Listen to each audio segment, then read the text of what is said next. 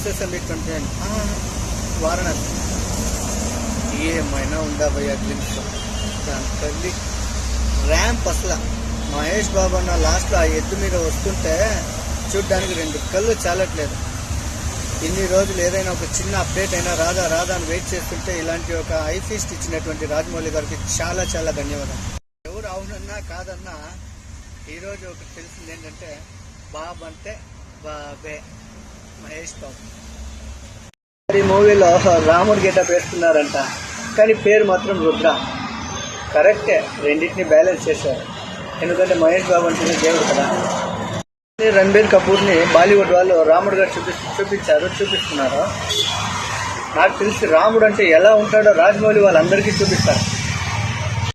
వస్తున్నాడు ఆయన లేటెస్ట్గా వచ్చి అన్ని రకాలను మట్టపెట్టి చంకలో వేసుకొని వెళ్ళిపోతాడు.